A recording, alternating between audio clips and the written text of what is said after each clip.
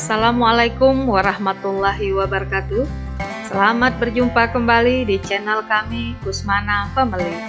Pada kesempatan ini kami berbagi informasi tentang Jabatan Fungsional Perancang Peraturan Perundang-undangan. Jabatan Fungsional Perancang Peraturan Perundang-undangan diatur dengan Peraturan Menteri Pendayagunaan Aparatur Negara dan Reformasi Birokrasi Nomor 65 Tahun 2021. Jabatan Fungsional Perancang Peraturan Perundang-undangan atau disebut dengan Jabatan Fungsional Perancang adalah jabatan yang mempunyai tugas, tanggung jawab, wewenang, dan hak secara penuh oleh pejabat yang berwenang untuk melakukan kegiatan, pembentukan peraturan perundang-undangan, dan penyusunan instrumen hukum lainnya pada instansi pemerintah. Jabatan Fungsional Perancang Peraturan Perundang-undangan merupakan jabatan karir PNS dan termasuk dalam klasifikasi atau rumpun hukum dan peradilan. Jabatan Fungsional Perancang merupakan jabatan fungsional kategori keahlian. Jenjang jabatan fungsional perancang terdiri atas yang pertama, perancang ahli pertama, kedua, perancang ahli muda, yang ketiga, perancang ahli madya, dan keempat, perancang ahli utama. Unsur kegiatan tugas jabatan fungsional perancang yang dapat dinilai angka kreditnya terdiri atas dua. Yang pertama, pembentukan peraturan perundang-undangan. Kedua, penyusunan instrumen hukum lainnya. Subunsur dari unsur pembentukan peraturan perundang-undangan meliputi 1. Perencanaan penyusunan peraturan perundang-undangan. 2. Penyusunan rancangan peraturan perundang-undangan. 3. Pengharmonisasian, pembulatan, dan pemantapan konsepsi rancangan peraturan perundang-undangan.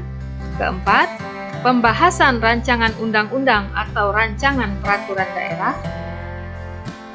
Kelima, pengundangan peraturan perundang-undangan.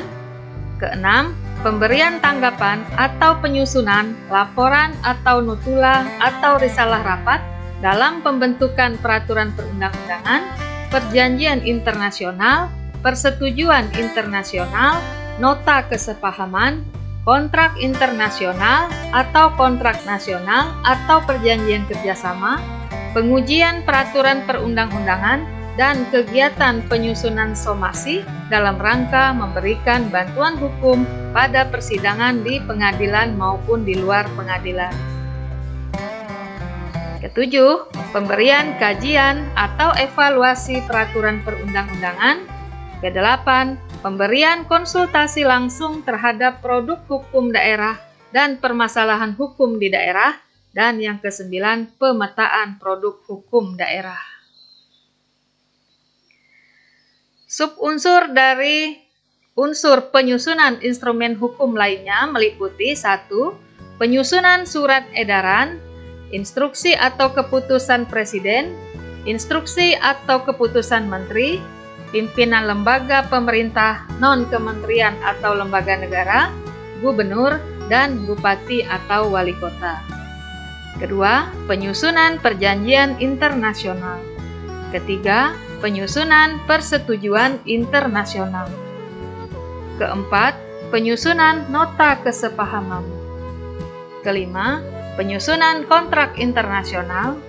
Keenam, penyusunan kontrak nasional atau perjanjian kerjasama.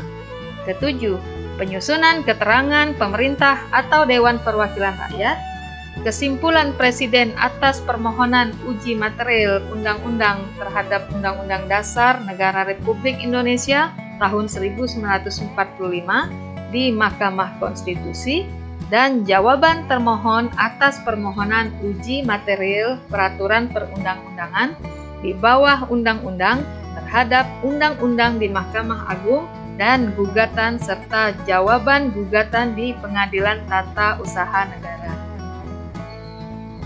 Kedelapan, penyusunan somasi dalam rangka memberikan bantuan hukum pada persidangan di pengadilan maupun di luar pengadilan. Kesembilan, penyusunan pendapat hukum. Dan ke-10, pemberian mediasi langsung bagi pihak yang memerlukan terkait dengan permasalahan hukum. Adapun pengangkatan PNS dalam jabatan fungsional perancang dilakukan melalui pengangkatan pertama, kemudian perpindahan dari jabatan lain, dan melalui promosi. Target angka kredit bagi perancang setiap tahun ditetapkan paling sedikit 1.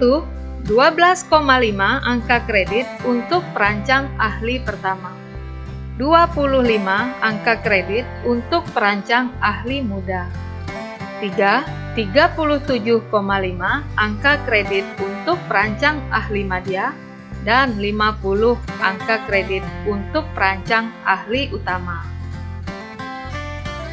Dalam hal penetapan kebutuhan PNS-nya ditentukan dengan indikator yang pertama, jumlah jam untuk menyelesaikan volume kegiatan dalam 1 tahun sesuai dengan jenjang jabatan perancang. Yang kedua, standar jam kerja efektif yang digunakan oleh perancang untuk melaksanakan kegiatannya dalam 1 tahun. Ketiga, jumlah objek pembentukan peraturan perundang-undangan dan penyusunan instrumen lainnya. Demikianlah video kami kali ini. Untuk melihat lebih lengkap tentang jabatan fungsional perancang ini dapat dilihat di deskripsi video kami. Semoga bermanfaat dan terima kasih. Sampai jumpa di video berikutnya.